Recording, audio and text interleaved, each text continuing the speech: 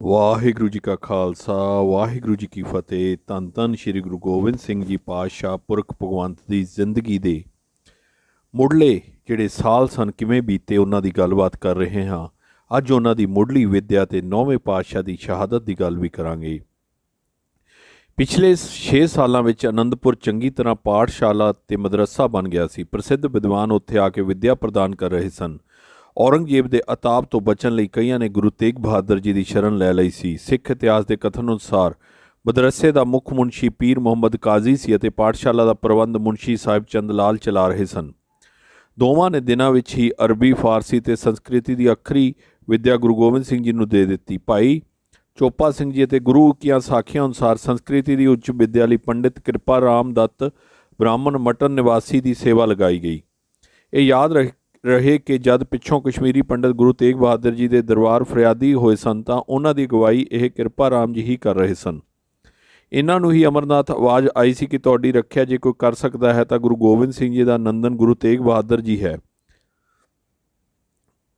ਇਸ ਵਿੱਚ ਹੁਣ ਕੋਈ ਭੁਲੇਖਾ ਨਹੀਂ ਰਹਿਣਾ ਚਾਹੀਦਾ ਕਿਉਂਕਿ ਪੰਡਿਤ ਕਿਰਪਾ ਰਾਮ ਜੀ ਆਪੋ ਅਨੰਦਪੁਰ ਗੁਰੂ ਤੇਗ ਬਹਾਦਰ ਜੀ ਪਾਸ ਟਿਕ ਕੇ ਉਹਨਾਂ ਦੇ ਵਿਚਾਰਾਂ ਤੋਂ ਜਾਣੂ ਹੋ ਆਏ ਸਨ। ਗੁਰੂ ਤੇਗ ਬਹਾਦਰ ਜੀ ਕਈ ਵਾਰ ਸੰਗਤ ਵਿੱਚ ਬੈਠਿਆਂ ਜਗਤ ਦੇ ਦੁੱਖ ਸੁਣਦਿਆਂ ਐਸੇ ਬਚਨ ਉਚਾਰਿਆ ਕਰਦੇ ਸਨ, ਮੇਰਾ ਪ੍ਰਯੋਜਨ ਸੀਸ ਸਾਥ कुछ नहीं, मन हमारा किसी अबर संकल्प में खेलता है। ਉਹ ਸੰਕਲਪ ਸ਼ਹਾਦਤ ਹੀ ਸੀ। ਗੁਰੂ ਗ੍ਰੰਥ ਸਾਹਿਬ ਦੇ ਅਧਿਐਨ ਤੇ ਪਾਠ ਵੱਲ ਗੁਰੂ ਤੇਗ ਬਹਾਦਰ ਜੀ ਨੇ ਆਪੂ ਪੂਰਾ ਧਿਆਨ ਦਿੱਤਾ। ਭਾਈ ਕੇਸਰ ਸਿੰਘ ਨੇ ਬੰਸਵਾਲੀ ਨਾਮਾ ਵਿੱਚ ਲਿਖਿਆ ਕਿ ਭਾਈ ਹਰੀਜਸ ਰਾਏ ਨੇ ਗੁਰਮੁਖੀ ਅੱਖਰ ਲਿਖਣੇ ਸਿਖਾਏ। ਭਾਈ ਜੀ ਦਾ ਸਨਮਾਨ ਇੱਕ ਵਿਦਵਾਨ ਦੇ ਤੌਰ ਤੇ ਹੁੰਦਾ ਸੀ। ਹਰਜਸ ਰਾਏ ਸਿੱਖ ਇੱਕ ਬ੍ਰਾਹਮਣ, ਗੁਰਮੁਖੀ ਫਾਰਸੀ ਸ਼ਾਸਤਰੀ ਪੜ੍ਹਿਆ ਜੈਮਨ। ਉਸ ਪਾਸੋਂ ਸਾਹਿਬ ਗੁਰੂ ਗੋਬਿੰਦ ਸਿੰਘ ਜੀ ਗੁਰਮੁਖੀ ਅੱਖਰ ਸਿੱਖੇ, ਸੋ ਪ੍ਰੀਤ ਨਾਲ ਦੱਸੇ ਸਿੱਖਣੇ ਤੇ ਲਿਖੇ। ਇੱਕ ਸਾਲ ਵਿੱਚ ਸਾਰਾ ਫਾਰਸੀ ਇਲਮ ਤੇ 6 ਮਹੀਨਿਆਂ ਵਿੱਚ ਗੁਰੂ ਗ੍ਰੰਥ ਸਾਹਿਬ ਜਵਾਨੀ ਯਾਦ ਕਰ ਲਿਆ ਅਤੇ ਗਹੁਜ ਭਾਵ ਵੀ ਸਮਝ ਲਏ। ਅੱਖਰੀ ਵਿੱਦਿਆ ਦੇ ਨਾਲ ਗੁਰੂ ਤੇਗ ਬਹਾਦਰ ਜੀ ਨੇ ਸ਼ਸਤਰ ਵਿੱਦਿਆ ਦਾ ਖਾਸ ਪ੍ਰਬੰਧ ਕੀਤਾ। ਘੋੜਸਵਾਰੀ, ਤੀਰਅੰਦਾਜ਼ੀ, ਨੇਜ਼ਾਬਾਜ਼ੀ, ਤੈਰਾਕੀ ਵੱਲ ਤਾਂ ਉਚੇਰਾ ਧਿਆਨ ਦਿੱਤਾ ਗਿਆ। ਭੱਟ ਵਹੀ, ਤਲੌੜਾ ਤੇ ਗੁਰੂ ਕੀਆਂ ਸਾਖੀਆਂ ਅਨੁਸਾਰ ਘੋੜੇ ਦੀ ਅਸਵਾਰੀ ਅਤੇ ਸ਼ਸਤਰ ਵਿੱਦਿਆ ਸਿਖਾਉਣ ਦੀ ਸੇਵਾ ਭਾਈ ਬੱਜਰ ਸਿੰਘ ਸ਼ਾਹਦਰਾ ਪਰਗਨਾ ਵਜ਼ੀਰਾਬਾਦ ਦੇ ਜ਼ਿੰਮੇ ਲਗਾਈ ਗਈ ਸੀ। 3 ਸਾਲਾਂ ਅੰਦਰ ਹੀ ਉਮਰ ਤੱਕ ਗੁਰੂ ਗੋਬਿੰਦ ਸਿੰਘ ਨੇ ਸੰਸਾਰੀ, ਵਿਹਾਰੀ ਤੇ ਜੰਗੀ ਵਿੱਦਿਆ ਪ੍ਰਾਪਤ ਕਰ ਲਈ। ਵਿੱਦਿਆ ਜਗਤ ਦੀਆਂ ਜੋ ਵੀ ਲੋੜਾਂ ਸਨ ਉਹ ਸਭੇ ਗੁਰੂ ਜੀ ਨੇ ਸਿੱਖ ਲਈਆਂ। 64 ਵਿੱਦਿਆ ਜੋ ਜਗਚਾਰੀ ਸਿੱਖੀ ਸ੍ਰੀ ਗੁਰੂ ਨਿਭਜ ਮੰਝਾਰੀ। ਆਪ ਜੀ ਦੀ ਨੁਹਾਰ ਬਹੁਤ ਤਿੱਖੀ ਤੇ ਕੱਦ ਕਾਠ ਭਰਮਾ ਨਿਕਲ ਰਿਹਾ ਸੀ। ਸਮੇਂ ਨੂੰ ਜਿਵੇਂ ਗੁਜ਼ਾਰਦੇ ਸਨ ਉਸ ਬਾਰੇ ਬੰਸਾਵਲੀ ਨਾਮੇ ਵਿੱਚ ਲਿਖਿਆ ਹੈ, ਏਕ ਜਾਮ ਭਜਨ ਦੋ ਜਾਮ ਖੇਡ, ਏਕ ਜਾਮ ਕਥਾ ਸੁਣੀਏ। ਆਪ ਰਾਤ ਨੂੰ ਪ੍ਰਸ਼ਾਦਾ ਛਕਣ ਉਪਰੰਤ ਰਾਜਨੀਤੀ ਦੀਆਂ ਗੱਲਾਂ ਕਰਦੇ।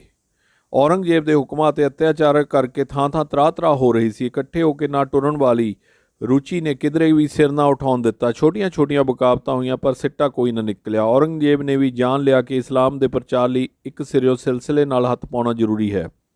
ਪਿੱਛੋਂ ਜਾ ਕੇ ਇਕਬਾਲ ਨੇ ਔਰੰਗਜ਼ੇਬ ਨੂੰ ਇਸਲਾਮ ਦੇ ਪ੍ਰਚਾਰ ਦੇ ਪੱਥੇ ਦਾ ਅਖੀਰਲਾ ਤੀਲ ਖਦੰਗੇ ਆਖਰੀ ਕਿਹਾ ਸੀ। ਉਸ ਔਰੰਗਜ਼ੇਬ ਨੇ ਇਸ ਮੰਤਲ ਲਈ ਕਸ਼ਮੀਰ ਦੀ ਚੋਣ ਕੀਤੀ। ਮੁਖਾਲਫ ਦਾ ਕਹਿਣਾ ਹੈ ਕਸ਼ਮੀਰ ਚੁਣਨ ਦੇ 4 ਕਾਰਨ ਸਨ।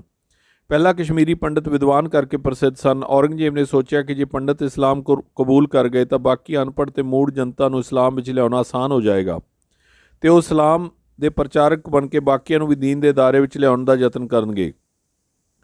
ਔਰੰਗਜ਼ੇਬ ਆਪੂ ਵੀ ਕਸ਼ਮੀਰ ਹੋ ਆਇਆ ਸੀ। ਭਾਈ ਮਨੀ ਸਿੰਘ ਜੀ ਲਿਖਦੇ ਹਨ ਕਿ ਇੱਕ ਦਿਨ ਵੀ ਔਰੰਗਜ਼ੇਬ ਵਿਚਾਰੇ ਬ੍ਰਾਹਮਣ ਜੋ ਹੈਨ ਹਿੰਦੂਆਂ ਨੂੰ ਵਿੱਦਿਆ ਦੇਣੇ ਹਨ, ਜੇ ਪਹਿਲਾਂ ਬ੍ਰਾਹਮਣਾਂ ਨੂੰ ਦੀਨ ਵਿੱਚ ਲਿਆਵਾਂ ਤਾਂ ਸਭ ਹਿੰਦੂ ਧਰਮ ਤੋਂ ਹੀਨ ਹੋਏ ਆਪ ਮੇਰੇ ਮਜ਼ਹਬ ਵਿੱਚ ਆਵਣਗੇ। ਬ੍ਰਾਹਮਣਾਂ ਨੂੰ ਬਹੁਤਿਆਂ ਨੂੰ ਪਕੜ ਕੇ ਮੁਸਲਮਾਨ ਲਗਾ ਕਰਨ। ਦੂਜੇ ਕਸ਼ਮੀਰ ਦੇ ਨੇੜੇ ਹੀ ਪਿਸ਼ਾਵਰ ਤੇ ਕਾਬਲ ਸਨ। ਜੇ ਕਸ਼ਮੀਰੀ ਬ੍ਰਾਹਮਣ ਕੁਝ ਵੀ ਹੀਲ ਜਾਂ ਹੁਜਤ ਕਰਨਗੇ ਤਾਂ ਜਹਾਦ ਦਾ ਝੰਡਾ ਉਠਾ ਕੇ ਉਹਨਾਂ ਕੋਲੋਂ ਈਨ ਮਨਵਾ ਲਈ ਜਾਵੇਗੀ। ਤੀਜੇ, ਕਸ਼ਮੀਰ ਦੇ ਮੁਸਲਮਾਨ ਬਣਨ ਨਾਲ ਪ੍ਰਭਾਵ ਖੇਤਰ ਵੱਧ ਜਾਏਗਾ। ਕਸ਼ਮੀਰ ਦੀ ਰਣਨੀਤਿਕ ਮਹੱਤਤਾ ਉਸ ਤੇ ਕਬਜ਼ਾ ਕਰਨ ਦੀ ਮੰਗ ਕਰਦੀ ਸੀ। ਚੌਥੇ, ਕਸ਼ਮੀਰੀ ਪੰਡਿਤ ਲਾਲਚਾਂ ਵਿੱਚ ਛੇਤੀ ਫਸ ਜਾਂਦੇ ਸਨ, ਸੋ ਉਸ ਨੇ ਇਫਤਖਾਰ ਖਾਨ ਨੂੰ ਸ਼ੇਰ ਅਫਗਾਨ ਦਾ ਖਿਤਾਬ ਦੇ ਕੇ ਕਸ਼ਮੀਰ ਭੇਜਿਆ ਅਤੇ ਲਾਹੌਰ ਦਾ ਗਵਰਨਰ ਵੀ ਹਮਸ਼ੀਰ ਸਾਂਝਾ ਦੁੱਧ ਪੀਂਦਾ ਭਰਾ ਫਿਦਾਈ ਖਾਨ ਨੂੰ ਥਾਪਿਆ। PN ਕੋਲ ਥਮਜ਼ਈ ਦੇ ਲਿਖਣ ਅਨੁਸਾਰ ਇਫਤਖਾਰ ਖਾਨ ਨੇ ਪੰਡਤਾਂ ਤੇ ਜ਼ੁਲਮ ਢਾਉਣੇ ਆਰੰਭ ਕਰ ਦਿੱਤੇ। ਜਦ ਜ਼ੁਲਮ ਦੀ ਅੱਤ ਹੋ ਗਈ ਤਾਂ ਕੁਝ ਪੰਡਤਾਂ ਇਕੱਠੇ ਕੀਤਾ ਤੇ ਸ਼ਿਵ ਕੋਲੋਂ ਸਹਾਇਤਾ ਲੈ ਲਈ ਅਮਰਨਾਥ ਗਏ। ਉੱਥੇ ਹੀ ਪੰਡਤਾਂ ਵਿੱਚੋਂ ਇੱਕ ਨੂੰ ਰਾਤ ਵੇਲੇ ਸ਼ਿਵ ਦੇ ਸੁਪਨੇ ਵਿੱਚ ਕਿਹਾ ਕਿ ਤੁਹਾਡੀ ਇਸ ਵਿਪਤਾ ਵਿੱਚ ਕੋਈ ਰੱਖਿਆ ਕਰ ਸਕਦਾ ਤਾਂ ਉਹ ਸਿੱਖਾਂ ਦਾ 9ਵਾਂ ਪਾਤਸ਼ਾਹ ਗੁਰੂ ਤੇਗ ਬਹਾਦਰ ਹੈ। ਉਸਨੇ ਸਾਰੀ ਵਾਰਤਾ ਸਾਥੀਆਂ ਨੂੰ ਸੁਣਾਈ ਤੇ 500 ਪੰਡਿਤ ਆਨੰਦਪੁਰ ਵੱਲ ਚੱਲ ਪਏ। ਦੁਖੀ ਬਿਪਰ ਜੋ ਚੱਲ ਕੇ ਆਏ ਪੁਰੀ ਆਨੰਦ, ਬਾਂਹ ਅਸਾਡੀ ਪਕੜੀਐ ਗੁਰੂ ਹਰਗੋਬਿੰਦ ਕੇ ਚੰਦ। ਗਜ ਕੇ ਬੰਧਨ ਕਾਟਨ ਹਾਰੇ, ਤੁਮ ਗੁਰੂ ਨਾਨਕ ਹੈ ਅਵਤਾਰੇ, ਜਿਮ ਦਰੋਪਦੀ ਰਾਖੀ ਲਾਜ, ਦਿਓ ਸਵਾਰ ਸੁਦਾਮੇ ਕਾਜ। ਭਾਈ ਗੁਰਦਾਸ ਜੀ ਲਿਖਦੇ ਹਨ, ਗੁਰੂ ਨਾਨਕ ਸਭ ਕੇ ਸਿਰ ਤਾਜਾ, ਜਿਹ ਕੋ ਸਿਮਰ ਸਰੇ ਸਭ ਕਾਜਾ। ਗਿਆਨੀ ਗਿਆਨ ਸਿੰਘ ਜੀ ਦੇ ਸ਼ਬਦਾਂ ਵਿੱਚ ਬ੍ਰਾਹਮਣ ਦੁਖੀ ਹੋ ਕੇ ਘਰ ਡੱਕ ਡੋਲੇ ਖਾਂਦੇ ਆਨੰਦਪੁਰ ਗੁਰੂ ਤੇਗ ਬਹਾਦਰ ਜੀ ਪਾਸ ਆਏ ਤੇ ਨਿਮਰਤਾ ਸਹਿਤ ਬੇਨਤੀ ਕੀਤੀ, ਮਹਾਰਾਜ ਔਰੰਗਜ਼ੇਬ ਦੇ ਜ਼ੁਲਮਾਂ ਦਾ ਹੜ੍ਹ ਹਿੰਦੂ ਧਰਮ ਦੀ ਖੇਤੀ ਨੂੰ ਬਰਬਾਦ ਕਰ ਰਿਹਾ ਹੈ। ਜਿਹੜੇ ਜ਼ੁਲਮ ਤੇ ਪਾਪ ਕਦੇ ਸੁਣੇ ਵੀ ਨਹੀਂ ਸਨ ਉਹ ਅੱਖੀ ਦੇਖੇ ਹਨ। ਔਰੰਗਜ਼ੇਬ ਦੇ ਜ਼ੁਲਮ ਤੇ ਹਿੰਦੂਆਂ ਦੇ ਦੁੱਖਾਂ ਨੂੰ ਗੁਰੂ ਤੇਗ ਬਹਾਦਰ ਜੀ ਦੇ ਦਿਲ ਨੂੰ ਪਾਣੀ ਪਾਣੀ ਕਰ ਦਿੱਤਾ ਤੇ ਫਰਮਾਇਆ, ਜਦ ਤੱਕ ਕੋਈ ਸਤਪੁਰਖ ਮਹਾਤਮਾ ਹਿੰਦੂ ਧਰਮ ਵਾਸਤੇ ਆਪਣਾ ਸਿਰ ਬਲਿਦਾਨ ਨਹੀਂ ਕਰਦਾ ਤਦ ਤੱਕ ਇਸ ਧਰਮ ਦਾ ਠਹਿਰਾਉਣਾ ਔਖਾ ਹੈ। ਤਬ ਸਤਿਗੁਰੂ ਇਬ ਮਨ ਠਹਿਰਾਈ, ਬਿਨ ਸਿਰ ਦੀਏ ਜਗਤ ਦੁੱਖ ਪਾਈ। ਇਹ ਵਚਨ ਸੁਣ ਕੇ ਗਿਆਨੀ ਗਿਆਨ ਸਿੰਘ ਜੀ ਆਖਦੇ ਹਨ ਕਿ ਹੋਰ ਤਾਂ ਕੋਈ ਕੁਝ ਨਾ ਬੋਲਿਆ, ਪਰ ਗੁਰੂ ਗੋਬਿੰਦ ਸਿੰਘ ਜੀ ਨੇ ਹੱਥ ਜੋੜ ਕੇ ਅਰਜ਼ ਕੀਤੀ, ਮਹਾਰਾਜ ਆਪ ਨਾਲੋਂ ਹਿੰਦੂ ਧਰਮ ਦਾ ਰਾਖਾ ਤੇ ਪਿਆਰਾ ਸਤਿਪੁਰਖ ਪਰਮਾਤਮਾ ਹੋਰ ਕੌਣ ਹੈ।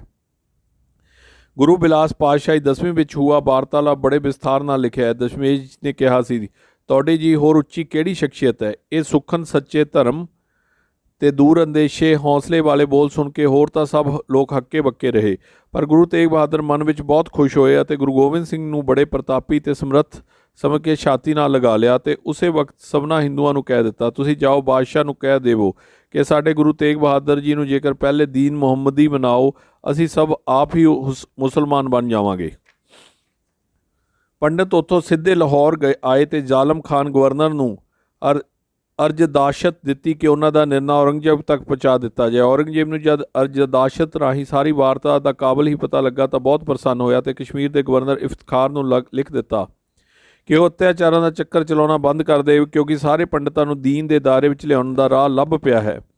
ਗੁਰੂ ਤੇਗ ਬਹਾਦਰ ਜੀ ਆਪੂ ਦਿੱਲੀ ਵੱਲ ਚੱਲ ਪਏ। ਔਰੰਗਜ਼ੇਬ ਆਪੂ ਕਾਬਲ ਦੀ ਮੁਹਿੰਮ ਵਿੱਚ ਰੁੱਝਿਆ ਹੋਇਆ, ਸੋ ਗੁਰੂ ਤੇਗ ਬਹਾਦਰ ਜੀ ਨੇ ਵੀ ਉਸ ਵਿਚਕਾਰਲੇ ਸਮੇਂ ਨੂੰ ਪ੍ਰਚਾਰ ਲਈ ਵਰਤਨਯੋਗ ਜਾਣਿਆ। ਔਰੰਗਜ਼ੇਬ ਨੂੰ ਕਾਬਲ ਵਿੱਚ ਕਦੇ ਅਫਰੀਦੀ, ਕਦੇ ਯੂਸਫੋਈ ਅਤੇ ਕਦੇ ਖਟਕ ਤੰਗ ਕਰ ਰਹੇ ਸਨ। ਉਹ ਦਿੱਲੀ ਤੋਂ ਆ ਗਿਆ ਸੀ ਅਤੇ ਕਿਧਰੇ ਨੂੰ ਵਾਪਸ ਦਿੱਲੀ ਪੁੱਜਾ। ਗੁਰੂ ਤੇਗ ਬਹਾਦਰ ਜੀ ਨੂੰ ਦਿੱਲੀ ਪੁੱਜਣ ਦੇ ਹੁਕਮ ਦੇਣ ਤੋਂ ਇਹ ਪ੍ਰਤੀਤ ਹੁੰਦਾ ਹੈ ਕਿ ਔਰੰਗਜ਼ੇਬ ਦੀ ਦਿੱਲੀ ਛੇਤੀ ਮੁੜਨ ਵਾਲਾ ਸੀ, ਪਰ ਮੁਹਿੰਮ ਲੰਮੀ ਹੋਣ ਕਰਕੇ ਨਿਕਲ ਨਾ ਸਕਿਆ। ਅਨੰਦਪੁਰੋਂ ਟੁਰਨ ਤੋਂ ਪਹਿਲਾਂ ਆਪ ਜੀ ਨੇ ਗੁਰੂ ਗੱਦੀ ਦੀ ਜ਼ਿੰਮੇਵਾਰੀ ਗੁਰੂ ਗੋਬਿੰਦ ਸਿੰਘ ਜੀ ਦੇ ਹਵਾਲੇ ਕਰ ਦਿੱਤੀ। ਇਹ ਵੀ ਕਿਹਾ, ਤੁਹਾਡਾ ਵਰਗਾ ਜਿਸ ਦਾ ਪੁੱਤਰ ਬੇਟਾ ਹੋਵੇ ਉਸ ਨੂੰ ਕਾਹਦਾ ਫਿਕਰ, ਸਹਿ ਟਿੱਕਾ ਦਿਤੋਸ ਜੀਵਦਾ, ਗੁਰੂ ਘਰ ਦੀ ਪਰੰਪਰਾ ਹੀ ਸੀ। ਗੁਰੂ ਤੇਗ ਬਹਾਦਰ ਜੀ 6 ਸਿੱਖਾਂ ਭਾਈ ਮਤੀਦਾਸ, ਭਾਈ ਸਤੀਦਾਸ, ਭਾਈ ਦਿਆਲਾ, ਭਾਈ ਜੈਤਾ, ਭਾਈ ਊਦਾ ਤੇ ਗੁਰਦਿੱਤਾ ਜੀ ਨਾਲ ਦਿੱਲੀ ਵੱਲ ਦੇ ਅੱਧ ਵਿੱਚ ਟੁਰ ਪਏ। ਰਾਹ ਵਿੱਚ ਪ੍ਰਚਾਰ ਕਰਦੇ ਜਾ ਰਹੇ ਸਨ। ਰੋਪੜ ਤੋਂ ਸੈਫਾਬਾਦ ਸਾਹਿਬ ਸੈਫੁਲ ਖਾਨ ਪਾਸ 2 ਕੁ ਮਹੀਨੇ ਟਿਕੇ। ਸੈਫ ਖਾਨ ਨੇ ਦੁਖੀਆਂ ਦੇ ਦਰਦ ਬਣਾਉਣ ਵਾਲੇ ਕਰਮ ਦੀ ਰੱਜ ਕੇ ਸ਼ਲਾਘਾ ਕੀਤੀ। ਸੈਫਾਬਾਦ ਤੋਂ ਸਮਾਣਾ ਤੇ ਕੈਥਲ ਹੁੰਦੇ ਹੋਏ ਲੱਖਣ ਮਾਜਰੇ ਪੁੱਜੇ। ਉੱਥੋਂ ਰੋਹਤਕ ਤੇ ਪਲਵਲ ਤੇ ਆਗਰੇ ਵੱਲ ਚੱਲ ਪਏ। ਇੰਜ ਲੱਗਦਾ ਹੈ ਗੁਰੂ ਤੇਗ ਬਹਾਦਰ ਜੀ ਉਡੀਕ ਰਹੇ ਸਨ ਕਿ ਔਰੰਗਜ਼ੇਬ ਦਿੱਲੀ ਮੁੜੇ ਤਾਂ ਉਹ ਦਿੱਲੀ ਪੁੱਜਣ। ਪਿੰਡਾਂ ਵਿੱਚ ਗੁਰੂ ਜੀ ਲੋਕਾਂ ਨੂੰ ਧਰਮ ਤੇ ਡਟਣ ਦਾ ਉਪਦੇਸ਼ ਕਰ ਰਹੇ ਸਨ। ਖੁਫੀਆ ਔਰੰਗਜ਼ੇਬ ਨੂੰ ਕਾਬਲ ਹੀ ਰਿਪੋਰਟਾਂ ਭੇਜ ਰਹੇ ਸਨ। ਗੁਲਾਮ ਹੁਸੈਨ ਲਿਖਦਾ ਹੈ ਕਿ ਔਰੰਗਜ਼ੇਬ ਨੇ ਲਾਹੌਰ ਦੇ ਹਾਕਮ ਨੂੰ ਲਿਖਿਆ ਕਿ ਗੁਰੂ ਤੇਗ ਬਹਾਦਰ ਨੂੰ ਕੈਦ ਕਰਕੇ ਬੰਦੀ ਵਿੱਚ ਰੱਖਿਆ ਜਾਏ। ਜਦ ਫੌਜ ਗ੍ਰਿਫਤਾਰ ਕਰਨ ਲਈ ਪੁੱਜੀ ਤਾਂ ਆਪ ਜੀ ਆਗਰੇ ਵਿੱਚ ਵਿਚਰ ਰਹੇ ਸਨ। ਆਪ ਜੀ ਨੂੰ ਬੰਦੀ ਵਿੱਚ ਪਾ ਦਿੱਤਾ ਗਿਆ। ਭਾਈ ਮਨੀ ਸਿੰਘ ਦੇ ਸ਼ਬਦਾਂ ਵਿੱਚ ਬਾਦਸ਼ਾਹ ਦਾ ਫਰਮਾਨ ਪਹੁੰਚਿਆ ਤਾਂ ਸਾਹਿਬ ਗੁਰੂ ਤੇਗ ਬਹਾਦਰ ਜੀ ਦਿੱਲੀ ਪ੍ਰਾਪਤ ਹੋਏ। ਤਾਰੀਖ ਪੰਜਾਬ ਦੇ ਲਿਖਣ ਅਨੁਸਾਰ ਆਪ ਜੀ ਨੂੰ ਦਿੱਲੀ ਵਿਖੇ ਪਹਿਲਾਂ ਇੱਕ ਨਵੇਕਲੀ ਤੇ ਚਿਰਾਂ ਤੋਂ ਖਾਲੀ ਹਵੇਲੀ, ਜਿਸ ਬਾਰੇ ਪ੍ਰਸਿੱਧ ਸੀ ਕਿ ਉੱਥੇ ਭੂਤਾਂ ਦਾ ਵਾਸਾ ਰੱਖਿਆ ਗਿਆ, ਫਿਰ ਲੋਹੇ ਦੇ ਪਿੰਜਰੇ ਵਿੱਚ ਪਾਇਆ ਗਿਆ। ਗਵਾਹੀ ਹੈ, ਸੋ ਪਿੰਜਰਾ ਲੋਹੇ ਦਾ ਕਰ ਲਿਆਏ, ਸਾਹਿਬ ਤਿਸ ਵਿੱਚ ਲਿੱਤੇ ਪਾਏ। ਗੁਰੂ ਬਿਲਾਸ ਪਾਤਸ਼ਾਹੀ 10ਵੀਂ ਵਿੱਚ ਵੀ ਲਿਖਿਆ ਹੈ ਕਿ ਤਸੀਹੇ ਦੇਣ ਦੀ ਹੱਦ ਲਾ ਦਿੱਤੀ ਗਈ, ਨਾ ਜਲ ਪੀਣ ਲਈ ਤੇ ਨਾ ਖਾਣ ਲਈ, ਪਰ ਥੰਬ ਦੇ ਤਪਾ ਦਿੱਤੇ। ਮਹਾਰਾਜ ਦੇ ਦਿੱਲੀ ਵਿਖੇ ਹੋਣ ਨਾਲ ਲੋਕਾਂ ਵਿੱਚ ਜੋਸ਼ ਵੱਧ ਰਿਹਾ ਸੀ, ਸੋ ਕੋਤਵਾਲੀ ਭੇਜ ਦਿੱਤਾ ਗਿਆ। ਔਰੰਗਜ਼ੇਬ ਨੇ ਹੋਰ ਉਡੀਕਣਾ ਮੁਨਾਸਬ ਨਾ ਸਮਝਦੇ ਹੋਏ ਸ਼ਹੀਦ ਕਰਨ ਦਾ ਹੁਕਮ ਵੀ ਦੇ ਦਿੱਤਾ। ਗੁਲਾਮ ਹੁਸੈਨ ਦੇ ਸ਼ਬਦ ਸਨ, ਬਾਦ ਚੰਦ ਰੋਜ਼ ਹੁਕਮ ਦੀਗਰ ਦਰਬਰਾਏ ਤੇਗ ਬਹਾਦਰ ਕੀ ਊ ਰਾ ਕੁਸ਼ਤੈ ਬਜਸ ਦਸ਼ਰਾ ਚੰਦ ਹੀਸਾ ਨਮੂਦ ਹੈ ਅਤਰਾਫੇ ਸ਼ਹਿਰ ਵਿਵਾਦਨ। ਭਾਵ ਕੁਝ ਹੀ ਦਿਨਾਂ ਬਾਅਦ ਔਰੰਗਜ਼ੇਬ ਨੇ ਦੂਜਾ ਹੁਕਮ ਭੇਜ ਦਿੱਤਾ ਕਿ ਗੁਰੂ ਤੇਗ ਬਹਾਦਰ ਨੂੰ ਕਤਲ ਕਰ ਦਿੱਤਾ ਜਾਏ ਤੇ ਉਸ ਦੇ ਜਿਸਮ ਦੇ 4 ਟੋਟੇ ਕਰਕੇ ਸ਼ਹਿਰ ਦੇ ਸਭਨੀ ਪਾਸੇ ਲਟਕਾ ਦਿੱਤੇ ਜਾਣ। ਕੰਗਿੰਗਮ ਨੇ ਵੀ ਇਸੇ ਭਾਵ ਦਾ ਲਿਖਿਆ ਹੈ, ਪਰ ਯਕੀਨ ਨਾਲ ਕਿਹਾ ਜਾ ਸਕਦਾ ਹੈ ਕਿ ਗੁਰੂ ਤੇਗ ਬਹਾਦਰ ਨੂੰ ਬਾਗੀ ਕਰਾਰ ਦੇ ਕੇ ਸ਼ਹੀਦ ਕਰ ਦਿੱਤਾ ਗਿਆ ਅਤੇ ਜ਼ੁਲਮ ਤੇ ਮੁਹੱਸਵੀ ਔਰੰਗਜ਼ੇਬ ਨੇ ਕਾਫਰ ਆਖ ਉਹਨਾਂ ਦੇ ਸਰੀਰ ਨੂੰ ਦਿੱਲੀ ਦੇ ਬਾਜ਼ਾਰਾਂ ਵਿੱਚ ਲਟਕਾਏ ਜਾਣ ਦਾ ਵੀ ਹੁਕਮ ਦਿੱਤਾ ਹੈ। ਯਾਦ ਰੱਖੇ ਕਿ ਜਦ ਮਹਾਰਾਜ ਨੂੰ ਸ਼ਹੀਦ ਕੀਤਾ ਗਿਆ, ਔਰੰਗਜ਼ੇਬ ਉਸ ਦਿਨ ਹਸਨ ਅਬਦਾਲ ਪੰਜਾ ਸਾਹਿਬ ਸੀ। ਵਾਹਿਗੁਰੂ ਜੀ ਕਾ ਖਾਲਸਾ, ਵਾਹਿਗੁਰੂ ਜੀ ਕੀ ਫਤਿਹ। ਧੰਨ ਧੰਨ ਸ਼੍ਰੀ ਗੁਰੂ ਗੋਬਿੰਦ ਸਿੰਘ ਜੀ ਦੇ ਪਿਤਾ 9ਵੇਂ ਪਾਤਸ਼ਾਹ ਸ੍ਰੀ ਗੁਰੂ ਤੇਗ ਬਹਾਦਰ ਜੀ ਦੀ ਸ਼ਹੀਦੀ ਨੂੰ ਸਮਰਪਿਤ ਇਹ ਗੱਲਬਾਤ ਜੋ ਆਪ ਜੀ ਨਾਲ ਕੀਤੀ। ਵਾਹਿਗੁਰੂ ਜੀ ਕਾ ਖਾਲਸਾ, ਵਾਹਿਗੁਰੂ ਜੀ ਕੀ ਫਤਿਹ।